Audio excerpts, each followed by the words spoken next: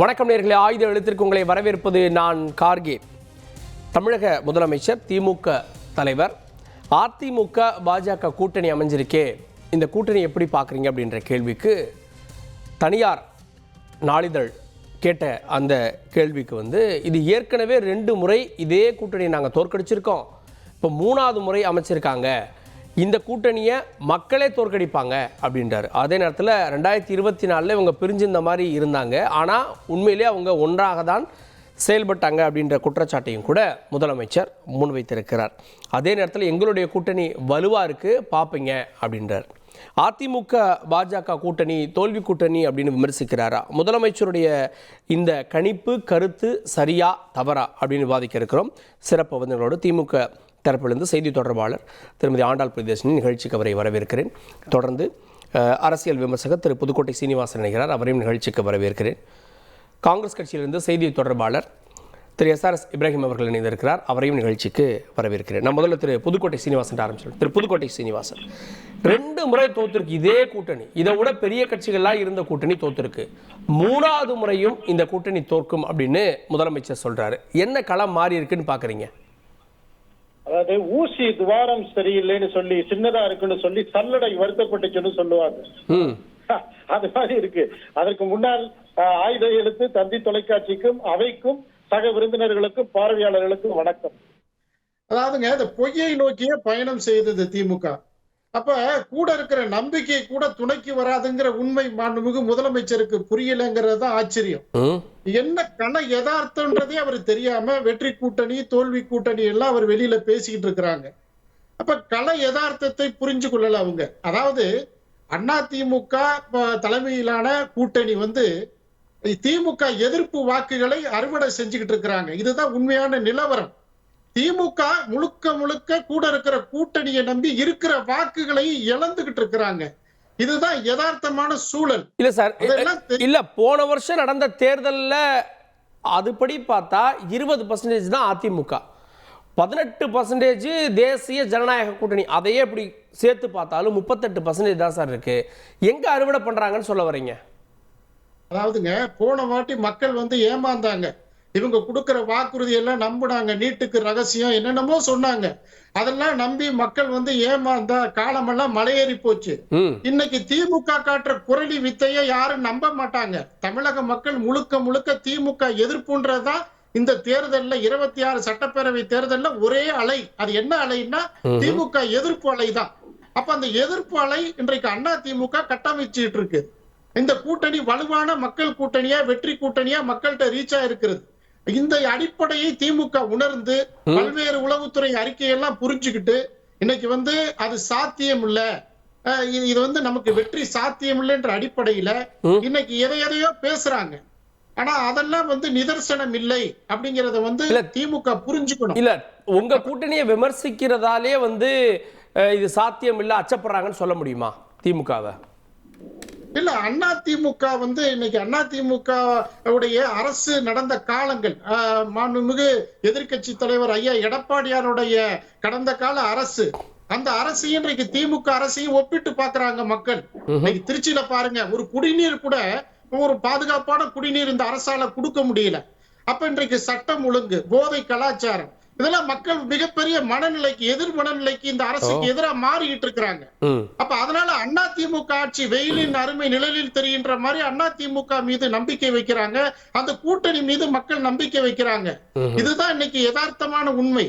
இதெல்லாம் அதாவது மக்கள் துயரப்பட்ட காலங்கள்ல மக்களோடு துணைக்கு நின்ற கட்சி எது? அதிமுக. நீங்க பாருங்க, இந்த கோவிட்-19 காலத்துல கூட மக்களை வாட விடாம துணை நின்றது அதிமுக. அது மக்களுக்கு திமுக அரசும் தான் சார் கையாண்டது. 21 சிஎம் பதவி ஏற்றுட்டு கோவிட் வார்டுக்கு தான் போனாரு. இல்ல 21க்கு மக்கள் முடங்கிட்டாங்க, போக்குவரத்து தடை செய்யப்பட்டது. அப்படி பொருளாதாரமே தேக்க நிலையில வருவாய் குறைந்த காலத்துல கூட மக்களை வாட விடாமல் பார்த்த கட்சி அதிமுக. உறுதுணையாக இருந்தவர் எடப்பாடியார். இதெல்லாம் மக்கள் பாக்குறாங்க. இன்னைக்கு இவங்க பேசுறாங்க, எங்களுக்கு கடுமையான கடனை அதிமுக வச்சுட்டு போயிட்டாங்க அப்படி இப்படிங்கிறாங்க. சார், இவங்க ஒரு திறமையான ஆட்சி இல்லைங்கிறதுக்கு இதுவே சான்று. இன்னைக்கு தனிநபர் கடன் ஒருத்தர் தலையில வந்து 1.5 லட்சம் தனிநபர் கடன் வந்திருக்கிற காரணம் என்ன? அப்ப இந்த அரசுடைய நிர்வாக திறமையின்மை, அந்த அரசு முழுக்க முழுக்க தோல்வி பெற்ற அரசாக இது தேர்தல்ல நிச்சயமா எதிரொலிக்கும். அதனாலதான் திமுக அன்னைக்கு பயப்படுது, அதிமுக கூட்டணியை பார்த்து மிரளுது. உண்மை நிலை இதுதான். கேட்போம். நான் ஆண்டாள் பிரியதர்ஷினி அவர்கள்ட்ட இன்னைக்கு திமுக அதிமுக பாஜக கூட்டணியை விமர்சிக்குது. திமுக தலைவர் 2-3 முறை விமர்சிச்சிட்டார். அறிக்கையில் விமர்சிச்சாரு, பேட்டிகளில் சொல்றாரு, வெளிப்படையா அரசு நிகழ்ச்சிகளை விமர்சிக்கிறார். இந்த விமர்சனங்கள்லாம் தோல்வி கூட்டணின்னு சொன்னாலும் கூட இது திமுகவுக்கு ஒரு அச்சத்தை ஏற்படுத்தியிருக்கு அப்படின்னு அதிமுக தரப்புல இருந்து பார்க்குறாங்க. சகோதரர் பேசும்போது திரும்ப திரும்ப குரளி வித்தை அப்படின்ற ஒரு வார்த்தையை சொன்னாரு. அவங்க கூட்டணியை பார்க்கும்போது எங்களுக்கு இந்த குரங்கு ஆட்டுவாங்க தெரியுமா, ஆடுறா ராமா அப்படின்ட்டு. அப்போ அந்த குரங்கு ஆடும், அந்த மாதிரி இருக்கு. பிஜேபி ஆட்டுவிக்க அதிமுக ஆடிக்கொண்டிருக்கிறது அப்படிங்கிறதா நிதர்சனமான உண்மை. இது தோல்வி கூட்டணின்னு எங்களுடைய தலைவர் சொன்னதற்கு என்ன காரணம், முதல்வர் சொன்னதுக்கு என்ன காரணம்? நீங்களே ஆரம்பத்தில் சொன்னீங்க, 2 முறை தோற்கடிக்கப்பட்ட ஒரு கூட்டணி அப்படின்னா என்ன, எதை வைத்து அவர்களை மக்கள் தோற்கடித்தார்கள்? கொள்கைகள் சரியில்லை, தமிழர் விரோதமாக இருக்கிறது, தமிழ் மொழி விரோதமாக இருக்கிறது, தமிழர் நலன் விரோதமாக இருக்கிறது, தமிழ்நாட்டு மக்களுக்கு விரோதமாக இருக்கிறது என்பதை உணர்ந்துதானே அவங்க தோற்கடிச்சிருக்காங்க. இதுக்கு மறுப்பு ஏதாவது சொல்ல முடியுமா? அவர் பேச பேச அவங்க சொல்றது அதெல்லாம் வந்து 2019-21 அதுக்கப்புறம் பாருங்க திமுக அரசு நடந்திருக்கு. இப்ப இந்த அரசு மேல இருக்கக்கூடிய அதிருப்தி எங்களுக்கு வரல, அதை நீங்க கணக்கிலே சேர்த்து. அதிருப்தி வருகின்ற அளவுக்கு இங்க ஒண்ணும் நடந்தில்லையே. மக்கள் மிக சிறப்பாக வாழ்ந்து கொண்டிருக்கிறார்கள். எங்களுடைய தலைவர் தன்னுடைய கொள்கைகளை, திட்டங்களை மிக முக்கியமாக அந்த மகளிர் விடியல் பயணமாகட்டும், மகளிர் உரிமை தொகையாகட்டும், அல்லது நான் முதல்வன், தமிழ் புதல்வன், அல்லது புதுமை பெண், இந்த மாதிரியான திட்டங்கள், சுகாதாரம் என்று எடுத்துக்கொண்டாலும் வீடு தேடி சுகாதார கல்வி போய்கொண்டிருக்கிறது. அப்புறம் பொருளாதார வளர்ச்சின்னு எடுத்துக்கிட்டா கூட இந்தியாவிலேயே மிக அதிகமாக பெண்கள் தொழிற்சாலையில் பணிபுரிவது எங்கன்னா தமிழ்நாட்டில் தான். அது மாதிரி தனிநபர் வருமானம் இந்தியாவிலேயே மிக உயர்வாக இருப்பது தமிழ்நாடு. கடன் வந்து 26% ஜிஎஸ்டிக்குள்ளாகத்தான் வாங்கி இருக்கிறோம். ஜிடிபி, அந்த ஜிடிபியை தாண்டி வாங்கிவிட முடியாது, அதற்கு ஒன்றிய அரசு ஒப்புதல் கொடுக்காதுங்கிறது அவருக்கே தெரிஞ்சிருக்கும்ல. அப்ப அந்த வரம்புக்கு உள்ளாகத்தானே நாம் பெற்றிருக்கிறோம். இவர்கள் கூட்டணியில் இருக்கின்ற பிஜேபி ஒன்றியத்தில் 1.5 லட்சம் கோடி கடன் வாங்கி வச்சிருக்கு. அதையா அவர் பேசவே இல்லையே. அதை தவிர பிஜேபி கூட்டணியில் இருக்கிறார்கள், ஆனால் தமிழ் மக்கள் விரோதமாக அவர்கள் செயல்படுத்தி கொண்டிருக்கிறார்கள் பல திட்டங்களை. அப்படிங்கறத இவங்க வாய் திறந்து கேட்கக்கூடிய துணிவோ அல்லது அந்த வல்லமையோ அதிமுகவுக்கு இன்கம்பன்சி இல்ல அப்படின்னு ஒரு அரசு சொல்லிருக்காங்க. 5 ஆண்டுகள் ஆனாலே ஒரு எதிர்ப்பலை அப்படின்றது இருக்கும். சமீபத்திய ஆண்டுகள் 2016க்கு முன்பெல்லாம் அதிமுக திமுக மாறி மாறி மாறி தான் வந்தது. 2016 அந்த கவர்மெண்ட் அமைஞ்சதே நீங்க சொல்ற மாதிரி 1% ஓட்டுல அமைந்த கவர்மெண்ட். ஒரு ஆன்டி இன்கம்பன்சி 5% குறைஞ்சா அது பெரும் பாதிப்பு இல்ல. ஆன்டி இன்கம்பன்சி, திமுகவின் ஆட்சி சரியில்லை, அவர்கள் மீது மக்களுக்கு அதிருப்தி இருக்கிறது, இதெல்லாம் இவங்க திரும்ப திரும்ப சொல்லுகின்ற கட்டுக்கதை. இதற்கு நிதர்சனமான அல்லது வலிமையான ஏதாவது ஒரு வாதம் இருக்கா அவர்கிட்ட? நான் தேடி பார்த்தேன். வைக்கோல் போர்ல ஊசியை தேடுற மாதிரி தான் இருக்கு அவர் பேசினது. எந்த விதமான வலிமையான கருத்தை அவர் முன்வைக்கவே இல்லை. மிக சமீபத்திய உதாரணங்களே எடுத்துக்கோங்களேன். மும்மொழி கொள்கைக்கு ஆதரவாக அவர்கள் நின்றார்களா, அல்லது டங்ஸ்டன் சுரங்கம் அதற்கு ஆதரவாக நின்றார்களா? எங்களுடைய தலைவர் என்ன சொன்னார், என்னுடைய பதவி பறிபோனாலும் நான் டங்ஸ்டன் சுரங்கத்தை வரவிட மாட்டேன்னு சொல்லி அங்கே மிகப்பெரிய சட்ட போராட்டம் செய்தார் இல்லையா? இப்போ ஆளுநரின் அந்த நடவடிக்கை கூட அவர்கள் என்ன செய்தார்கள்? அப்போதும் அவர்கள் ஒன்றியத்தின் ஜால்ராவாகத்தானே இருந்தாங்க. அதை தவிர இன்னொன்னையும் நான் சொல்லிடுறேன், இது ஏன் தோல்வி கூட்டணின்னு எங்களுடைய தலைவர் சொல்கிறார் என்றால், இந்த மாதிரியான ஊடக விவாதங்களுக்கு கூட வந்து தங்களுடைய கருத்தை வெளிப்படுத்துகின்ற அந்த நிலைப்பாடு இன்றைக்கு பிஜேபி இல்ல. அவர்கள் திரும்ப திரும்ப ஒரு பூடகமான, சூழ்ச்சியான, மறைமுகமான திட்டத்தை தான் தமிழக மக்கள் மீது திணித்துக் கொண்டிருக்கிறார்கள்ங்கிறதுக்கு சாட்சி பிஜேபியிலிருந்து யாருமே ஊடக விவாதத்துக்கு வரவில்லை இந்த தலைப்பை பற்றி பேசுவது. ஏன்னா கூட்டணியை பற்றி பேசுவதற்கு கன்ஸ்ட்ரக்டிவாக அல்லது நலம் தரக்கூடிய வகையில் அல்லது ஆரோக்கியமாக அப்படி சொல்லுவதற்கு அவர்களிடம் கருத்தே இல்லை. அவர்கள் திரும்ப திரும்ப செய்வது சூழ்ச்சியான ஒரு கூட்டணியை தான். அதனால்தான் தோல்வி கூட்டணி அப்படின்னு சொல்லியிருக்காரு எங்களுடைய தலைவர். திரு இப்ராஹிம் அவர்கள்ட்ட தோல்வி கூட்டணி அப்படின்னு திமுக தலைவர் விமர்சிக்கிறார். ஆனா ஓராண்டுக்கு முன்பே ஒரு கூட்டணியை அமைக்கிறாங்க, திடீர்னு அமைக்கிறாங்க. ஒரு யார் யார் வரணும், எத்தனை சதவீதம் கூடும், இதெல்லாம் தெரியாம ஒரு கூட்டணி அமைப்பாங்களா? அமித்ஷா சொல்றாரு இது நேச்சுரலான ஒரு அலையன்ஸ், ஏன்னா நாங்க இதுக்கு முன்னாடி 98ல இருந்து அதிமுக என்டிஏக்குள்ள இருந்திருக்கு அப்படின்லாம் சொல்றாருல. அதாவது முதல் பார்வை எப்படி பார்க்கணும் அப்படின்னு கேட்டீங்கன்னா, இது நேச்சுரல் அலையன்ஸ் அப்படின்னு கேட்டீங்கன்னா இது வந்து அன்நேச்சுரல் அலையன்ஸ், ஆர்டிபிஷியல் அலையன்ஸ் அப்படின்னு தான் சொல்ல முடியும். காரணம், இந்த இடங்கள்ல ஒவ்வொரு கட்டங்கள்லையும் அதிமுக நகர்கின்ற எல்லா நகர்வுக்கு பின்னாடியும் இப்ப இருக்கக்கூடிய, அதாவது அம்மாவின் மறைவுக்கு பின்னாடி இருக்கக்கூடிய எடப்பாடியாருடைய பொதுச் செயலாளர் என்ற அங்கீகாரத்துக்கு பின்பாக நகரக்கூடிய எல்லா நகர்வுக்கு பின்னாடியும் ஒரு பாஜகவுடைய ஒரு அணுகுதல் இருக்கிறது நம்மளால பார்க்க முடியும். காரணம், இன்றைக்கு ஒரு ஊடக விவாதம் நடைபெறுகிறது. இன்றைக்கு உங்களுக்கு இன்றைக்கு என்னுடைய ஊடக விவாதங்கள்ல நீங்களே எனக்கு அனுப்பியிருக்கிறீங்க, உங்களுடைய கட்சியில பாஜக சார்ந்து ஒரு பிரமுகர் இன்றைக்கு விவாதத்துக்கு உட்படுத்துறதா இருந்தார். அப்படி இது மட்டும் இல்லாம பிற சேனல்களையும் பிற ஊடக விவாதங்களையும் இருக்கக்கூடிய அனைத்து பாஜக ஊடக விவாத பொறுப்பாளர்களையும் இன்றைக்கு பின்னெடுக்க வேண்டிய காரணம் என்ன?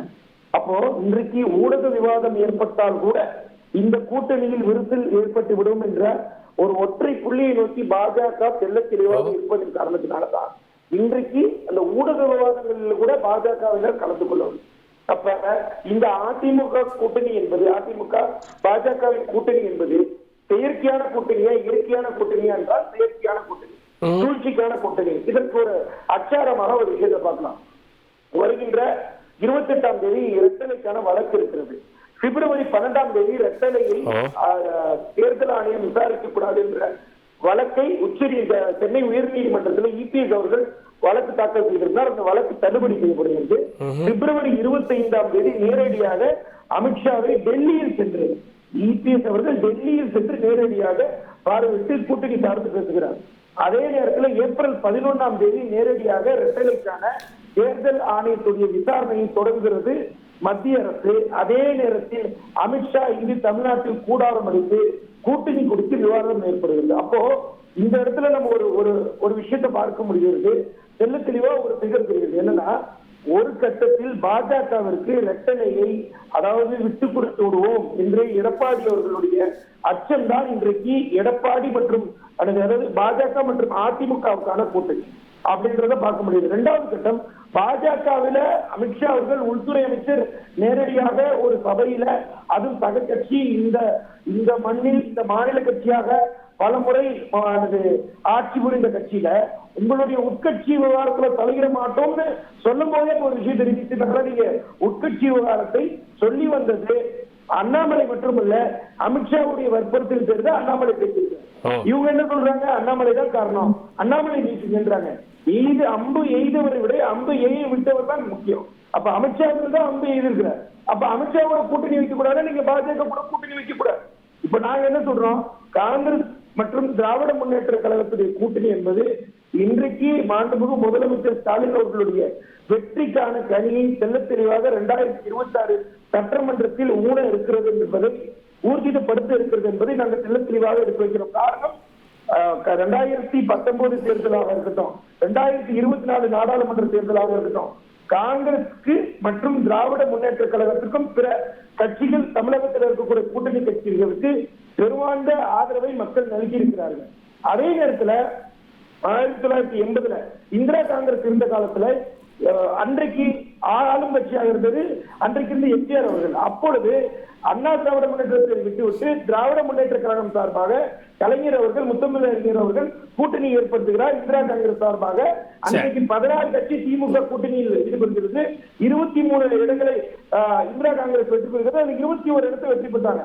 அவங்க 16 இடத்தை வெற்றி பெற்றாங்க. அந்த நேரத்தில் ஆட்சி கட்டளில் இருந்தது எம்ஜிஆர் அவர்கள். அப்ப சட்டமன்றத்துல மாநிலத்தில் ஆட்சியில் இருந்தாலும் நாடாளுமன்ற தேர்தல் என்று வரும்போது பாஜகவுடன் கூட்டணி வைத்தால் அந்த மக்கள், தமிழக மக்கள் பாஜகவை நிராகரிக்கிறார்கள்.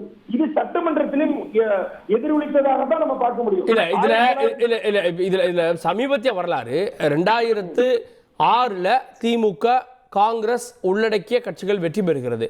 காங்கிரஸ் பெருவாரியான இடங்கள். 2011 என்ன ஆச்சு, 5 எம்எல்ஏ தான் காங்கிரஸுக்கு கிடைச்சது, திமுகவுக்கே 20+ தான் கிடைச்சது. ஒரு தேர்தலுக்கும் அடுத்த சட்டமன்ற தேர்தலுக்கும் பெரிய வித்தியாசங்கள் இருக்குல்ல? இல்ல ஒரு கால்குலேட்டிங் மெஷர் நீங்க சொல்ற நம்பர் பிரகாரமே பாப்போம். 2011 அவர்கள் ஈடுபட்ட சட்டமன்ற தேர்தலில் அவங்க அதாவது அம்மையார் இருக்கும்போது சொல்றாங்க மோடியா லேடியான்னு கேட்டுட்டு தான் வந்து தேர்தலே கலந்துட்டாங்க. அவங்க வந்து ஒன்னும் என்டியோட அலையன்ஸ் போகல. அதை தாண்டி இன்னொரு விஷயம் 2016 கலந்து போகும்போது அதே நிலைப்பாடு தான் இருந்தாங்க. இன்னும் தெளிவா சொன்னா இனிமேல் வாழ்க்கையில் இது மாதிரி ஒரு தவறை நான் செய்து விட மாட்டேன், பகிரமா மக்கள் இடத்துல நான் மன்னிப்பு கேட்கிறேன் என்று தன்னுடைய ராணியும் செம்பையும் மத்திய அரசுக்கு எதிராக பாஜகவுக்கு அடக்குமுறைகளுக்கு பாசிச சக்திகளுக்கு எதிராக சூழலிட்டவர் புரட்சி தலைவி செம்மலச்செல்வியுடைய வரிவாரிசாக வந்தவர் அம்மையார் அவர்கள். ஜெயலலிதா அவர்கள் செல்லத்திரியார் வழிகாட்டுதல அந்த ரெட்டலை சின்னத்துக்கும் அந்த அதிமுகவுக்கும் காட்டிட்டு போனாங்க. இப்போ வரக்கூடிய 28ஆம் தேதி 15 பேர் கொண்ட வழக்குகள் இருக்கு. மாலை 3 மணிக்கு விசாரிக்கிறாங்க. 15 பேர் அதிமுக சார்பாக நேரடியாக பெட்டிஷன் இதுல இருக்கிற நெருக்கடி 28ஆம் தேதி வழக்கு வந்து விட்டால் ரெட்டையில என்னிடமிருந்து பறிபோய் விட்டால் என்ன செய்ய முடியும் என்ற ஒற்றை காரணத்துக்குலனா 10 தோல்வி பழனிசாமி என்ற ஒரு அடைமொழியை கொண்டிருக்கிறார் இன்றைக்கு எடப்பாடி பழனிசாமி. புதுக்கோட்டை சீனிவாசன், ரெட்டையில வழக்கு வருது, 28ஆம் தேதி வருது, அதற்கு முன்னாடியே ஒரு கூட்டணி அமைச்சாச்சு, இதுக்கும் அதுக்கும் சம்பந்தம் இருக்குன்னு பாக்குறாரு இப்ராஹிம். அது ஒரு உட்கட்சி பிரச்சனைகள்ல எல்லாத்தையும் கடந்து துரோகிகள் யார் எதிரி யார் எல்லாத்தையும் அடையாளம் கண்டு இன்றைக்கு எல்லா வகைகளிலும் சட்டத்தின் ரீதியாக வெற்றி கண்டவர் அண்ணன் ஐயா எடப்பாடியார் அதிமுக. அப்ப சத்தியமும் சட்டமும் எங்களுக்கு நியாயமான ஒரு தீர்ப்பை தருங்கிறதுல நம்பிக்கை அதிமுகவுக்கு நிறைய இருக்குது. அதனால அதை பத்தி காங்கிரஸ் நம்பர் கவலைப்பட வேண்டாம். அதாவது கட்டின வீட்டுக்கு லக்கணம் சொல்ற மாதிரி எதையாவது கதையெல்லாம் இங்க பேச வேண்டாம். நான் என்ன சொல்றேன்னா, காங்கிரஸ் வந்து எப்படிங்கிறது நாட்டு மக்களுக்கு தெரியும். இன்னைக்கு திமுக நடத்துற நாடகத்துல வந்து நீங்க இதெல்லாம் பாருங்க, என்னென்ன சொல்றாங்கன்னு பாருங்க. கச்சத்தீவை கொடுத்தது யாரு? காங்கிரஸ். இந்த மொழி போராட்டத்திற்கு காரணமா இருந்தது யாரு? காங்கிரஸ். நீட்டுக்கு கையெழுத்து போட்டது யாரு? காங்கிரஸ். இவ்வளவு காங்கிரஸ் வச்சு பக்கத்துல வச்சுக்கிட்டு மாநில உரிமையை பத்தி திமுக பேசுது பாருங்க. அப்ப இருங்க நான் பேசுறேன். ஆமாங்க, நீங்க தானங்க நீட்டு கொண்டு வந்தது, உங்க காலத்துல தானங்க நீட்டுக்கு வந்தது. 2009 யார் காலங்க? 2010 யார் காலம்? யாருடைய ஆட்சி நடந்தது? 2009 யாருடைய ஆட்சி காலத்துல இம்ப்ளிமெண்ட் ஆச்சு தமிழ்நாட்டுல?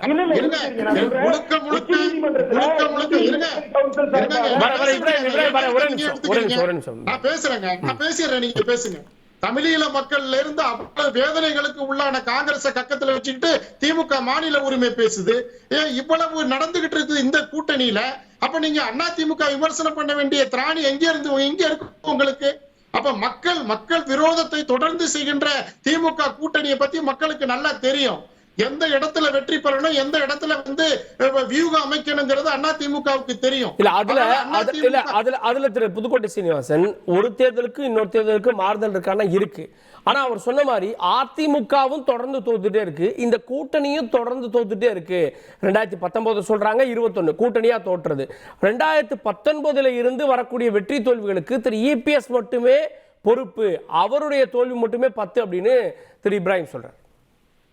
இல்ல அதாவதுங்க, அந்த கடந்த கால தேர்தல்ல திமுகவுடைய பொய் பரப்புரை கட்டவிழ்க்கப்பட்டது. மக்கள் வந்து நிறைய ஏமாந்துட்டாங்கன்னு தான் நான் திரும்ப பதிவு பண்றேனே. அப்ப மக்கள் ஏமாந்துட்டாங்க, மக்களை ஏமாற்றி வாக்குகளை இவங்க வாங்கிட்டாங்க. நீட்டுக்கு ரகசியம் இருக்குன்னு பொய்ய சொன்னாங்க, பல்வேறு பொய் வாக்குறுதிகளை சொன்னாங்க. எந்த வாக்குறுதிகளையும் பிரதான வாக்குறுதிகளை இன்னைக்கு நிறைவேற்றல. இன்னைக்கு மக்கள் சொல்லனா துயரத்துல இருக்காங்க. சொத்து வரியிலிருந்து எல்லா வரிகளும் உயர்வு. இன்னைக்கு மக்கள் வந்து வாட்டி வதச்சி விலைவாசி உயர்வுல தத்தளிச்சுக்கிட்டு இருக்கிறப்ப திமுக காங்கிரஸ் கூட்டணிக்கு எப்படி மக்கள் வாக்களிப்பாங்க? அப்ப கடந்த கால தேர்தல்ங்கிறது ஏமாற்று வித்தை. அந்த ஏமாற்று வித்தையை முறியடிக்கிறதுக்கு 26 சட்டப்பேரவை தேர்தல் அதிமுகவை மக்கள் ஆசீர்வதிக்க தொடங்கி இருக்கிறாங்கன்னு தான் நாங்க பதிவு பண்றோம். அப்ப திமுக காங்கிரஸ் கூட்டணி மக்களால் தோல்வி பெற்ற கூட்டணி, அதுல எந்த விதமான மாற்று கருத்து இல்ல. ஒரு நிமிஷம், அவங்க ரீசெண்டா எல்லா தேர்தலையும் ஜெயிச்சிருக்காங்களே சார், எப்படி தோல்வி கூட்டணின்னு சொல்றீங்க? இல்ல அதாவதுங்க, இவங்க ஒரு பொய்ய சொல்லி வந்தாங்க, ஆட்சிக்கு வந்தாங்க. இல்ல ஆட்சிக்கு வந்துட்டாங்க. ஆட்சிக்கு வந்ததுக்கு பிறகு 4.5 ஆண்டு காலமா இவங்க என்ன செஞ்சாங்கிறதானே இப்ப சப்ஜெக்ட். 4.5 ஆண்டு காலமா திமுக மக்களுக்கு என்ன செஞ்சிருக்காங்கிறத மக்கள் வந்து யோசிக்கிறாங்க. அப்ப எதையுமே செய்யாம மக்களை வஞ்சிக்கின்ற ஒரு கூட்டணி, இந்த கூட்டணியை மக்கள் துரத்தி அடிப்பாங்கிறத நான் பதிவு பண்றேன். ஓகே, அதிமுக பாஜக தோல்வி கூட்டணி முதல்வர் கருத்து சரியா? நான் ஆண்டாள் பிரியதர்ஷினி அவர்கள்ட்ட 2 முறை தோத்தா தொடர்ந்து தோற்பாங்க அப்படின்றது தியரி எதுவும் இருக்கா? ஏன்னா வந்து திமுக காங்கிரஸ் கூட்டணியே 2011 தோத்தாங்க, 16 தோத்தாங்க.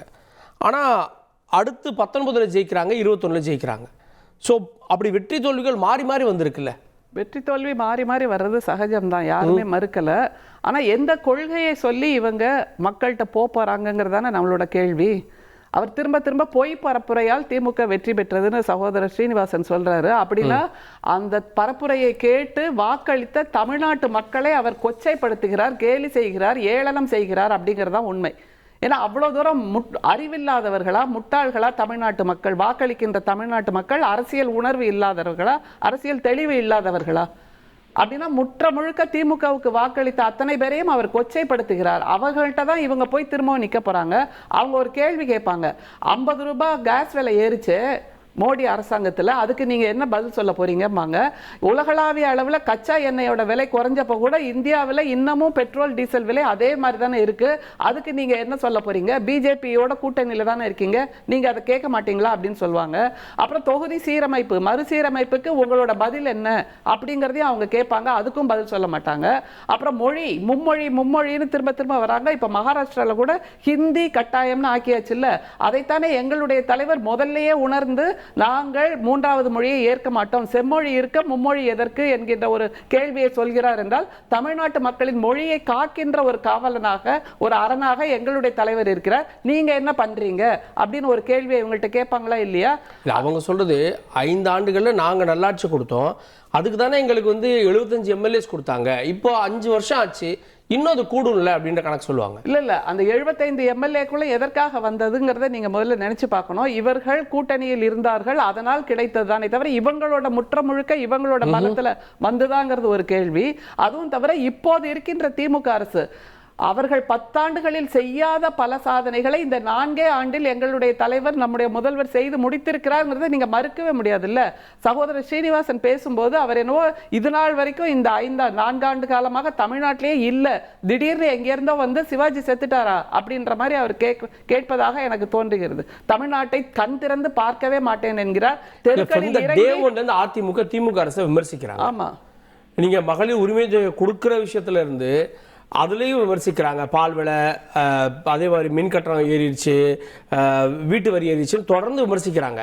ஸோ ஃப்ரம் த டே ஒன்லேருந்து உங்களை வந்து குற்றச்சாட்டி தானே இருக்காங்க. எதிர்கட்சியோட வேலையை விமர்சனம் செய்வதுதான். ஆனா அவர்கள் எந்த அளவில் நியாயமாக இருக்கிறார்கள்ங்கிறதையும் மக்கள் பார்க்கறாங்கல்ல. உதய் மின் திட்டத்துக்கு கையெழுத்து போட்டது யாரு? அது மாதிரி வட இந்திய மக்கள் தமிழ்நாட்டில் வந்து அரசு வேலைகளில் அமரலாம்ங்கிற அந்த சதி திட்டத்துக்கு கையெழுத்து போட்டது யாரு? அதன் மூலமாக தமிழ்நாட்டு இளைஞர்களுக்கு வேலை கிடைக்காமல் செய்த சதி திட்டம் யாரோடது? அது மாதிரி அவர் சொன்னாரு நீட் என்பது காங்கிரஸ் ஆட்சியில் வந்தது, யாருமே மறுக்கல. ஆனால் நீட் எங்களுக்கு தேவையில்லை என்று திமுக சொன்னபோது அதற்கு விலக்கு கொடுத்ததா இல்லையா? ஆனா இவங்க என்ன செய்யறாங்க, மோடியா லேடியா மோடியா என்று கேட்ட ஒரு அம்மையாரை மறந்து விட்டு அவங்க போய் அந்த கட்சியிடமே ஐக்கியமாகி இருக்காங்களா இல்லையா? அதை தவிர பிஜேபியின் முன்னாள் மாநில தலைவர் என்ன சொன்னாரு, என்னுடைய மனைவி அந்த அம்மையாரை விட வல்லமை வாய்ந்தவர்னு சொன்னாரா இல்லையா? அதை பார்த்து அதிமுக தொண்டர்கள் கொதித்து போனார்களா இல்லையா?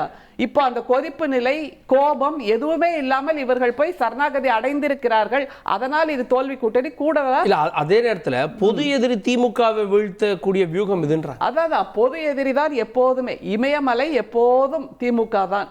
இந்த மாதிரி மண்ணுருண்டைகள்லாம் கூட சேர்ந்து பேசும்.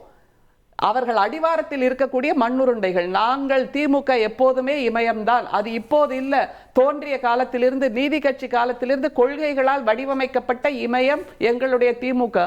அதை இப்போது மிக வலிமையாக எங்களுடைய தலைவர் முன்னெடுத்து கொண்டு சென்று கொண்டிருக்கிறார். அதனால் தான் அந்த கூட்டணி இன்னமும் யோசிச்சு பாருங்க, எத்தனை தேர்தல்களை இதே கூட்டணி சந்தித்திருக்கிறது. அப்படின்னா கொள்கையால் நாங்கள் ஒன்றாகி இருக்கிறோம். நீங்கள் இடியால், ஐடி ரெய்டால், இந்த மாதிரி அச்சுறுத்தலால் ஒன்றாகி இருக்கிறீர்கள். இப்ராஹிம் வேற கரெக்டா சொன்னாரு, அங்க என்ன மாதிரி நகர்வு நடந்தது. இவர்கள் இந்த கூட்டணிக்கு ஒத்துக்கொண்டிருக்கிறாவிட்டால் என்ன நடந்திருக்கும்? முதல்ல அதை யோசிச்சு பாருங்க கார்கே. அவர்களுடைய சின்னம் பறிக்கப்பட்டிருக்கும், அவர்கள் வீட்டுக்கு இந்நேரம் ஐடி ரெய்டு வந்திருக்கும், இடி ரெய்டு வந்திருக்கும்.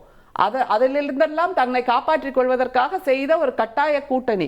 10 தோல்வி பழனிசாமி, 11 முறை கஜினி முகமது மாதிரி தமிழ்நாட்டுக்கு படையெடுத்த ஒரு பிரதமர், அவரால் கூட சாதிக்க முடியாதது நாங்கள் திமுக சாதித்திருக்கிறோம் என்றால் எங்களுடையது மக்கள் நல அரசு, அவர்களுடையது மக்கள் விரோத கூட்டணி.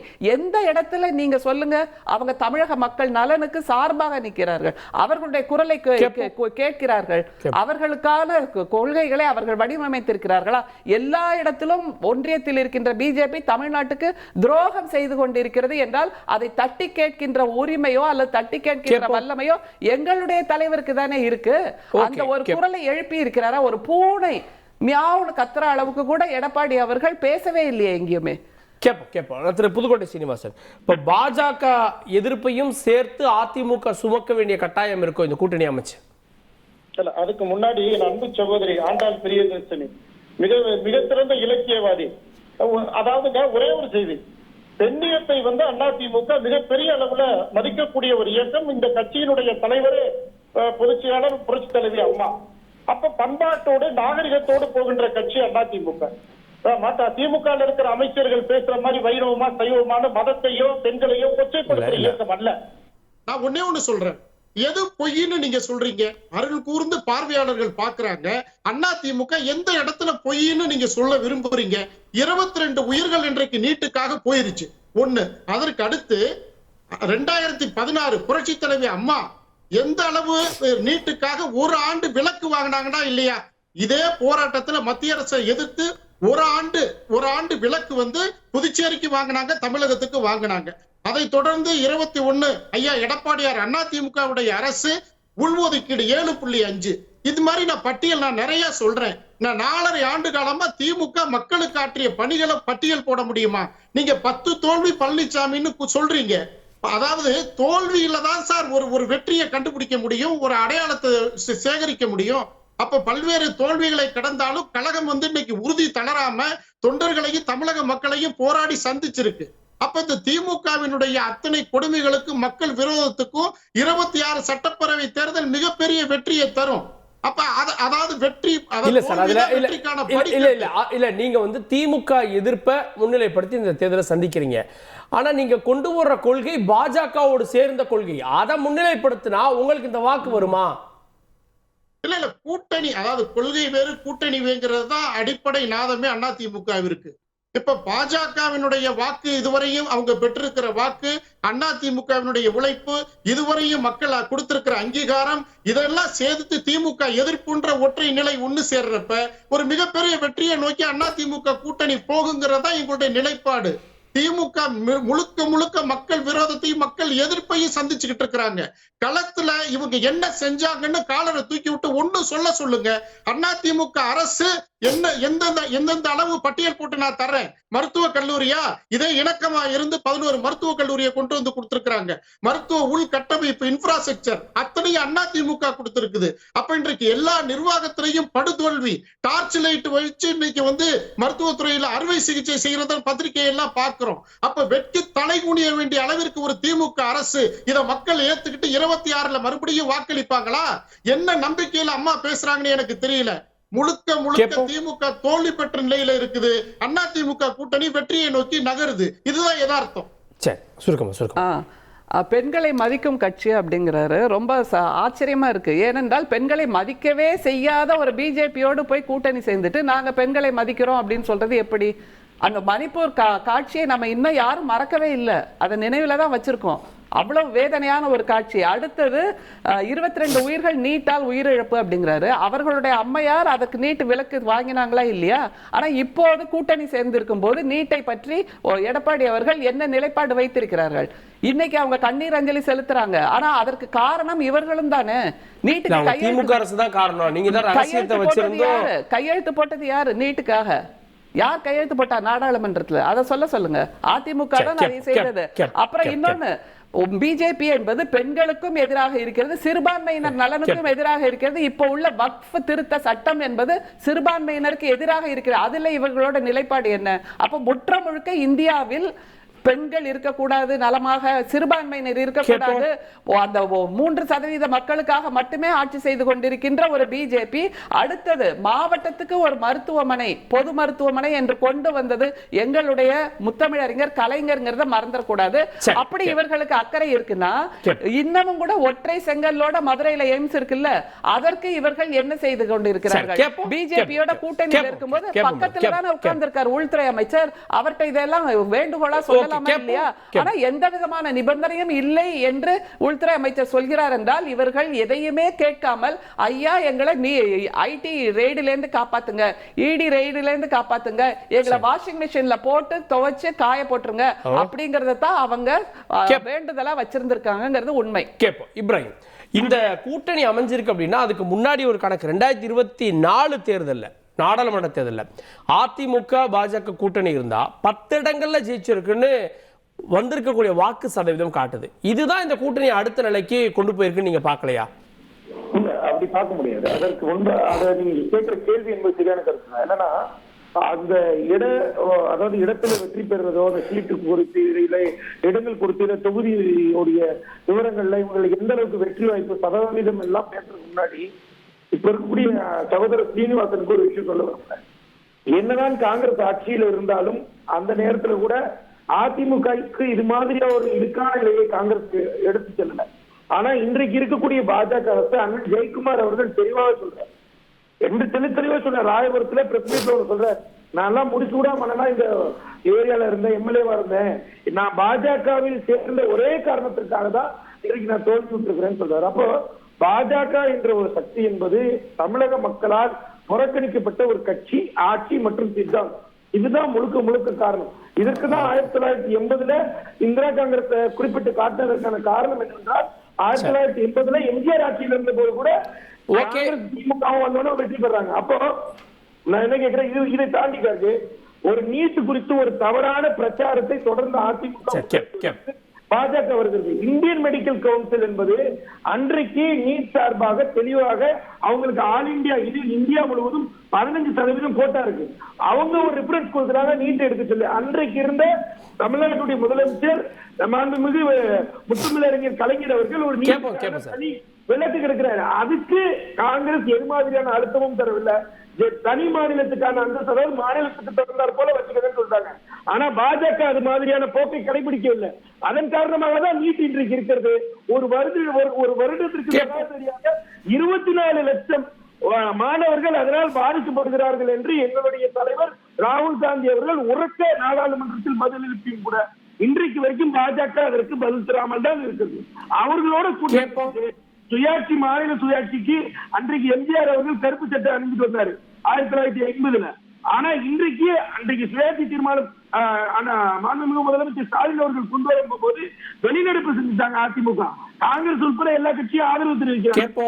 மாநில சுயாட்சி வந்தாலும் சரி, நீட் வந்தாலும் சரி, பல கல்வியில் இன்னைக்கு வக்போர்டு மசோதா எல்லாத்துக்கும் காங்கிரஸ் தமிழ்நாடு மக்களுக்கு விரோதமாக இருக்கக்கூடிய பாஜகவுடைய சித்தாந்தத்தை தூக்கி பிடிப்பதிலேயே அதிமுகவுடைய எடப்பாடி பழனிசாமி இருக்கிறார். அதனால வீழ்த்தப்படுவதற்கான எல்லா ஆயுதமும் மக்கள் கேட்போம். திரு எம் குமார் அவர்கள் இணைந்திருக்கிறார், வலசாரி ஆதரவாளர். திரு குமார், 2 முறை இந்த கூட்டணி தோல்வி அடைந்திருக்கிறது. என்ன மாறிடுச்சு? 3வது முறை தோற்கடிப்பது எளிது அப்படின்ற விஷயத்த திமுக தலைவர் முன்வைக்கிறார். அதாவது இன்னைக்கு இருக்கிற சூழல், நாட்டுல உள்ள மக்களுடைய மனோநிலை எல்லாம் நீங்க பாத்தீங்கன்னா திமுகவுக்கு எதிரான ஒரு நிலைப்பாடு இருக்கிறது. எதற்கெடுத்தாலும் சட்டம் ஒழுங்கு சரியில்லை, அதே போல கஞ்சா விற்பனை, அதே போல மது சாராய ஒயின் ஷாப்ல கூட 1000 கோடி ரூபாய் ஊழல்னு வழக்கு போயிட்டு இருக்கு. அதே போல சினிமா கம்பெனியை ஃபுல்லா டேக் ஓவர் பண்ணியாச்சு திமுக. அதே போல ரியல் எஸ்டேட் அவங்க கஸ்டடி. அப்ப எல்லா தொழில்களும் தாது வளத்துக்கு எல்லாம் ஊர் ஒவ்வொருத்தரும் வச்சிருக்காங்க. இந்த குற்றச்சாட்டுகளுக்கு மத்தியில தான் சார் 40க்கு 40 திமுக ஜெயிச்சு. அது அல்ல, அது அன்னைக்கு இருந்த 40க்கு உள்ள நிலைமை வேற, போன வருஷம் இன்னைக்கு ரொம்ப மோசமா போயிருக்கு சார். இதை மறைக்கிறதுக்கு தான் இவ்வளவு தூரம் பேசுறாங்களே தவிர இன்னைக்கு நிலைமை ஆன்டி இன்கம்பன்சி டிஎம்கேக்கு நிறைய இருக்குது. அதே சமயத்துல டிஎம்கே கூட்டணி கண்டினியூ பண்ணுமாங்கிறது ஒரு பெரிய கேள்வி. இன்னைக்கு கூட திருமாவளவன் அவர்களுடைய பேட்டி ஒரு வீடியோவை நீங்க பார்த்திருப்பீங்க சாயங்காலம் 5 மணிக்கு. அதுல கூட அவர் என்ன, நாங்க எப்ப வேணாலும் யார் கூட வேணாலும் கூட்டணி வச்சுப்போம், ஆனா மொட்டையா பேசியிருக்காரு. நான் இங்கே வெளியூர் போறேன், அகமதாபாத் போறேன், கூட்டம் நடக்கணும்னு அதுக்காக வீடியோ போட்ட மாதிரி போட்டுட்டு இந்த கூட்டணியை பத்தி அவர் பேசுறாரு. அற்பர்கள் அப்படி பேசுறாங்க இப்படி பேசுறாங்க, நான் வந்து நினைச்சா எப்ப வேணாலும் கூட்டணியை வச்சுக்க முடியும் அப்படின்னு சொல்றாரு. ரெண்டாவது என்னன்னா, விஜய் வந்து விஜய் கூட்டணியில விஜய், அதே சமயத்துல திருமாவளவன், பாமக இவர்கள்லாம் ஒரு அணி ரகசியமா போயிட்டு இருக்கு. வெளியே இன்னும் தெரியல, அது ஒரு 1 or 2 days தெரியும். விஜய், டிவிகே, பிசிகே, பாமக இவர்களுக்குள்ள ஒரு ரகசிய கூட்டணி ஓடிக்கொண்டிருக்கிறது பகிரங்கமாக. இல்ல சார், விசிகேவும் பிஎம்கே ஒரே கூட்டணியில் இருப்பாங்களா? அது 2 பேரும் ராமதாஸ் அழைப்பு கொடுத்திருக்காரு திருமாவளவன் பேசுறதுக்கு. அதெல்லாம் இருக்கு, தேர்தலுக்கு நாள் இருக்கு. இல்ல சார், இல்ல இப்போதைய பாமக தேசிய ஜனநாயக கூட்டணியில இருக்கிறதா? அதையும் குறிப்பிட்டு விசிக இந்தியா கூட்டணியில இருக்கு. இங்க இருந்து ஒரு கட்சி, இங்க இருந்து ஒரு கட்சி சாத்தியமா? ஓகே ஓகே, ஒரு நிமிஷம் இப்ராஹிம், முடிச்சிட்டோம். அவரை கொஞ்சம் இருக்கு சொல்லுங்க. ஓகே குமார். அதாவது தமிழ்நாட்டு அரசியல்ல 2 விதமான ஒரு சில கட்சிகள் இருக்கிறது. எந்த டீம் ஜெயிக்கும், எந்த கூட்டணி ஜெயிக்குங்கிறது மட்டும்தான் அவங்களுடைய பார்வை. தூண்டில் காரணத்துக்கு மதத்து மேல கண்ணுங்கிறது சொல்லுவாங்க. அத போல எந்த கூட்டணி ஜெயிக்குதோ அந்த கூட்டணியில சேர்றதுக்கு 2-3 கட்சிகள் எப்போதும் இருக்கு. நீங்க வரலாறு நீங்க புரட்டி பாத்துக்கலாம். ஆக அது தப்புன்னு நான் சொல்லல, ஏன்னா அதுதான் அரசியல், அதுதான் பாலிடிக்ஸ். அவங்க என்னைக்குமே ஆட்சிக்கு வர போறது இல்ல. யாராவது ஆட்சி செய்யறவங்களோட ஒரு அதிகாரத்தை பகிர்ந்து கொண்டு வண்டியை ஓட்டலாங்கிறது அவ்வளவுதான். அதைத்தான் அனுமதிக்குது ஆட்சி செய்யற கட்சிகள். இப்ப திமுக எடுத்துக்கங்க, ஆரம்ப காலத்துல இருந்து கூட்டணி. எந்த கட்சியாவது ஆட்சி செய்ய அவங்க விடுவாங்களா, ஆடுறதுக்கு அவங்க விடுவாங்களா? இப்ப திருமாவளவனே துணை முதலமைச்சர் பதவிக்கு என்ன பிரச்சனை நடந்தது 6 மாசத்துக்கு முன்ன, 1 வருஷத்துக்கு முன்னால. அப்ப ஆதவ அர்ஜுன் அதுக்காக தான் நாங்க வெளியே வந்தாரு. அது திமுக மன்னராட்சி, அங்க வந்து யாரையும் விட மாட்டாங்க. அப்ப இவங்க அரசியல் கட்சிகள், சின்ன சின்ன கட்சிகள் கூட்டணி வச்சு அப்படியே இருந்து அவங்க லைஃப வேஸ்ட் பண்ணக்கூடாதுங்கிற ஒரு வெளிப்புணர்வு. சரி சார், அதிமுக பாஜக கூட்டணி என்ன ஒன்றிணைந்த ஆட்சியா கொடுக்க போகுது? அதிமுக ஆட்சி அமைக்க போகுதுன்னு சொல்றாங்க சார். கூட்டணி ஆட்சியெல்லாம் சொல்லலையே. அதிமுக கூட்டணி ஆட்சி இல்ல, கூட்டணி ஆட்சி தான். அதிமுக கூட்டணி ஆட்சி தான். திமுக எப்படி நடத்துதோ அப்படி நடத்துறாங்க. நீங்க நேரடியா பிராக்டிகலா நீங்க டைரக்டா பாயிண்ட்க்கு வந்தீங்கன்னா திமுக தான் விட சொல்றாங்களே. தமிழ்நாட்டுல என்னைக்குமே கூட்டணி ஆட்சி எல்லாம் கிடையாது, மந்திரி சபையில யாருக்கும் இடம் கொடுக்க மாட்டோம் அப்படின்னு சொல்றாங்களா, அந்த டேர்ம் அவங்க பயன்படுத்துறாங்க. அது பயன்படுத்தட்டும், அது தேர்தல் வரட்டும், ஜெயிக்கட்டும், யார் யாருக்கு எவ்வளவு சீட்டுன்னு வரட்டும், ஜெயிச்ச பிறகு என்னென்ன பேசுவாங்க, மக்கள் எப்படி ஆதரவு கொடுத்துருக்காங்கிறத வச்சுதான் அன்னைக்கு வகுக்க முடியும் கணக்குகளை. இப்ப இன்னைக்கு பேசுறது திமுக பலமா இருக்கு, நாங்க ஏற்கனவே தோத்துட்டாங்க, இப்ப நாங்க ஜெயிச்சிருவோம்னு சொல்றது வந்து ஏற்க முடியாது. திமுக மிக மிக பலவீனமா இருக்குது. நான் கடந்த வாரம் பூரா வெளியூர் போயிட்டு வந்தேன். எல்லா இடத்துலயும் மத்திய அரசுடைய திட்டங்கள் மக்கள்கிட்ட நல்லா போய் சேர்ந்திருக்கிறது. என்ன சொல்றாங்க சார், பாருங்க சார், இந்த மாதிரி பாலங்களை பாருங்க, இந்த மாதிரி மெட்ரோ ட்ரெயினை பாருங்க, வந்தே பாரத் ட்ரெயினை பாருங்க, நாங்க ஒரு நாளைக்கு பகல்லே புறப்பட்டு பகல்லே சென்னைக்கு போயிடுறோம். பஸ் பாத்தீங்களா இல்லையா சார்? பஸ் பாத்தீங்களா இல்லையா? ரோஸ் கலர்ல ஒரு பஸ்.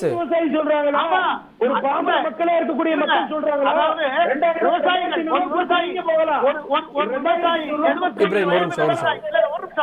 ஒரு நிமிஷம் 75 வயசு நிரம்பிய ஒரு விவசாயி என்கிட்ட சொன்னாரு, சார் இந்த திட்டம் எங்க, நான் வந்து பெரிய ஆஸ்பத்திரி எல்லாம் நாங்க பார்த்தது இல்ல, எனக்கு ஒரு பெரிய வியாதி வந்தது, இந்த இன்சூரன்ஸை கொண்டு போய் மோடியோட இன்சூரன்ஸ் ஸ்கீம்ல நான் போய் எனக்கு ராயல் ட்ரீட்மெண்ட் நடந்து நான் இப்ப நான் உயிரோட இருக்கேன், அது மோடி தான் காரணம்னு சொல்றாரு.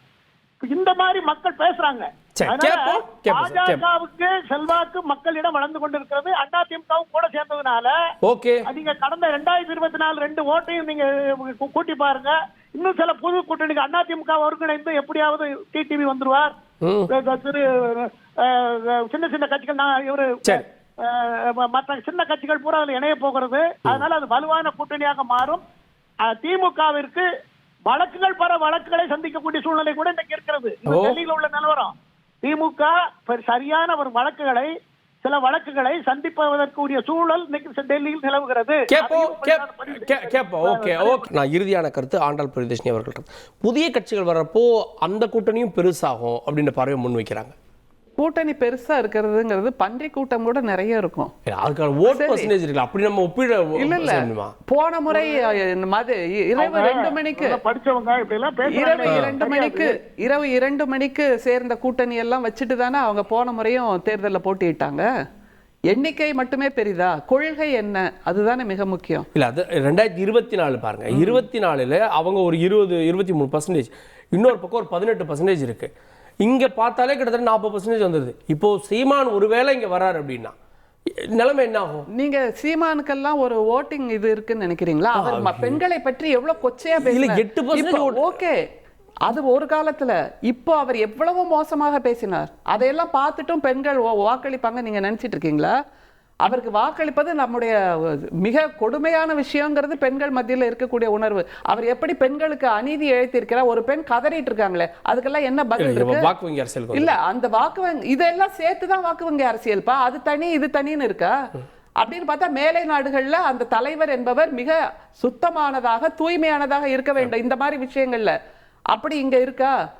சீமான் என்ன பண்ணிருக்காரு? சரி, ஓட் பர்சன்டேஜ் என்பது நீங்கள் மக்கள் அவர்கள் மீது வைத்திருக்கக்கூடிய நம்பிக்கை, அல்லது போன தேர்தலையும் மிகப்பெரிய கூட்டணியோட தான் நம்முடைய மோடி அவர்கள் கையை தூக்கிட்டு நின்னாரு. இரவு 2 மணிக்கு இணையணும்னு சொன்னவங்க, அப்புறம் லெட்டர் பேட் கட்சியில் இருக்கிறவங்க, இப்படி எல்லாருமே இணைஞ்சாங்க. என்ன பண்ணாங்க? அதைத்தானே சொன்னேன், கூட்டம் அதிகமாக இருக்கிறது, ஆனால் கொள்கை ஒன்றுமே இல்லை. அதை தவிர குமார் சகோதரர் பேசினதுக்கு நான் ஒரு பதில் சொல்லி ஆகணும். சுருக்கமா தான் அவர் இது அதனது வந்தே பாரத் ட்ரெயின் அவ்வளோ சிறப்பா இருக்கு அப்படிங்கிறாரு. அது ஏழைகளுக்கு எதிரானதாக இருக்கிறதுங்க தெரியுமா? தட்கல் பிரீமியம் தட்கல் மூலமா தான் இப்பெல்லாம் டிக்கெட் புக் பண்ண முடியுது. அப்போ ஏழைகள் பயணமே செய்யக்கூடாதுங்கிற ஒரு நிலைக்கு இந்தியாவை உருவாக்கி கொண்டிருக்கிறார் மோடிங்கிறது தெரியுமா? அப்புறம் திரும்ப திரும்ப வந்தே பாரத்னு சொல்றாங்க. தமிழ் மொழியே இல்லாமல் ஆக்கியாச்சு. ஒரு காலத்துல உழவன் எக்ஸ்பிரஸ் இருந்தது, சோழன் இருந்தது, பல்லவன், சேரன் எல்லாமே இருந்தது. இப்ப எதுவுமே இல்லை, மறந்தாச்சு. அப்படி மறக்கடிக்கின்ற வேலையை தமிழ் மொழியை இல்லாமல் ஆக்கி கொண்டிருக்கிறது பிஜேபி அதிமுக கூட்டணிங்கிறத அவங்க நினைவுல வச்சுக்கணும். குமார், பாஜகவோடு கூட்டணி அமைச்சு எந்த சட்டமன்ற தேர்தலையாவது வெற்றி பெற்றிருக்காங்களா? பாஜக கூட்டணி அமைத்தா 4 எம்பிக்களை ஜெயிச்சிருக்கா, 4 எம்எல்ஏக்களை ஜெயிச்சிருக்காங்க. 2021 அதிமுகவோட, 2001 திமுகவோட. திமுக 67ல கட்சி ஆட்சிக்கு வந்த கட்சி எத்தனை முறை தோத்துருக்கு? ஒரே கருணாநிதி மட்டும் ஒரே வாட்டி ஜெயிச்சு பாதி போய் தோக்கல. அது போல எத்தனை முறை நடந்திருக்கு? அண்ணா திமுக என்னெல்லாம் நடந்திருக்கு? PH பாண்டியன் 89ல PH பாண்டியன் மட்டும் ஜெயிச்சார், பாக்கி எல்லாம் தோத்துருக்கு. திரும்ப அவங்க ஆட்சிக்கு வரலையா? மக்கள்கிட்ட மாற்றம் தாங்க. மக்கள்கிட்ட என்ன மாற்றம் வருதோ அந்த மாற்றம் தான் தேர்தலில் பிரதிபலிக்கும். அதைத்தான் நம்ம எடுத்துக்கணும். இப்போ இவங்க சொன்னாங்க வலுவான கூட்டணிங்கிறாங்க. கம்யூனிஸ்ட் கட்சி 2 கட்சியோட ஓட்டு எவ்வளவு நீங்க செக் பண்ணி பாருங்க. 4%. திருமாவளவனுடைய ஓட்டு எவ்வளவு? 2.3-4% ஆக இதுதான் உங்களுக்கு மெயின் கூட்டணி. அப்ப இந்த கூட்டணியை நம்பி திமுகவுக்கு செல்வாக்கு சரித்திருக்கிறது. பல காரணங்கள். போன தேர்தலில் இருந்த நிலைமை இல்ல, இன்னைக்கு ரொம்ப மோசமான. போன தேர்தலில் கலைஞர் இறந்தது ஒண்ணு, அதே போல ஒரு அனுதாபம் ஆன்டி இன்கம்பரன்சி பிஜேபிக்கு அதிமுகவுக்கு தொடர்ந்து இருந்தது. ஆனால் இந்த தேர்தல்ல இது நடந்துகிட்டு இருக்கிற விஷயங்களை ரொம்ப டிரான்ஸ்பரண்டா டிப்ளமேட்டிக்கா திரு கலைஞர் அவர்கள் இந்துக்களையும் மற்ற மதங்களையும் ஒரு மாதிரி அவரும் வாழ்த்துக்கள்ல சொல்லலைன்னா கூட மக்கள் அவர் மேல கோவப்படல. ஆனால் ஸ்டாலின் அவர்களுக்கு இந்துக்கள் மத்தியில மிகப்பெரிய கோபம் இருக்கிறது, அதிருப்தி இருக்கிறது. எங்களுக்கு எதிராக இவர் இருக்கிறார், எங்க கொள்கைக்கு எதிராக, எங்க வழிபாட்டு முறைக்கு எதிராக இருக்கிறார்.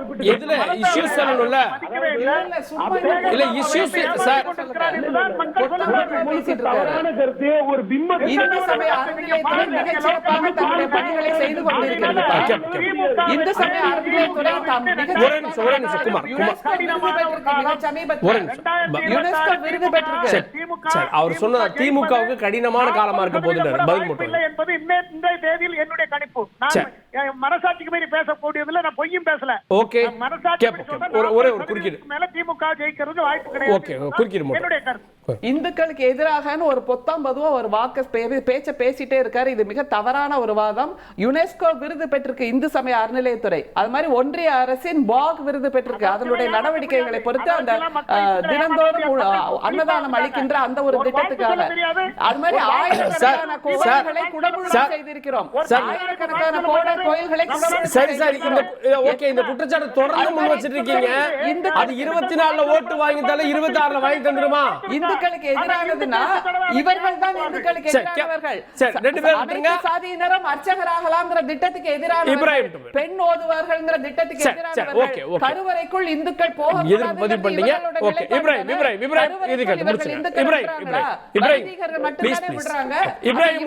இந்துக்களுக்கு எதிராக அதாவது என்னுடைய அருமை சொந்தங்கள் தொப்புள் குடி உறவுகளை கோலக்கல்வி விஸ்வகர்மா திட்டத்தின் மூலமாக என்னுடைய சமுதாயத்தில், என் தொப்புள்கொடி சமுதாயத்தில் அளிக்க பார்த்த இந்த பாஜக அரசா எங்களுடைய தமிழகத்துக்கு இந்திய மக்களுக்கு நல்ல ஆட்சி புரியும் போது இல்ல தெரியாம கேட்கிறேன். ஏதோ மணிப்பூர்ல ஒரு பக்கம் எரியுது, இந்த பக்கம் ஒரு பக்கம் பத்தி எரியுது. இதெல்லாம் கண்டு கொள்ளாத ஒரு இந்திய நாட்டு பிரதமரை, இந்திய வரலாறு சென்றிராத பிரதமரை வைத்துக் கொண்டு நீங்கள் ஆட்சி கட்டிலில் அமரலாம் என்று பகல் கனவு காணலாமே தவிர்த்து அது நிதர்சனமான உண்மை கிடையாது.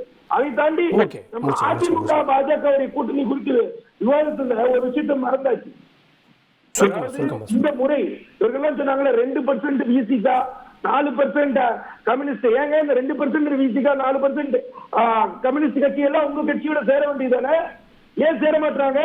அப்படிப்பட்ட சித்தாந்தத்தை வச்சிருக்க நீங்க எப்படி ஒருத்தவங்களை குறிப்பிட்டு 4%? சரி, அண்ணா திராவிட முன்னேற்ற கழகத்தை தாண்டி ஒரு கட்சியாவது கம்யூனிஸ்ட் மற்றும் விசிகாவை போல ஒரு கட்சி உங்களோட கூட்டணி கட்சியில காட்டுங்க.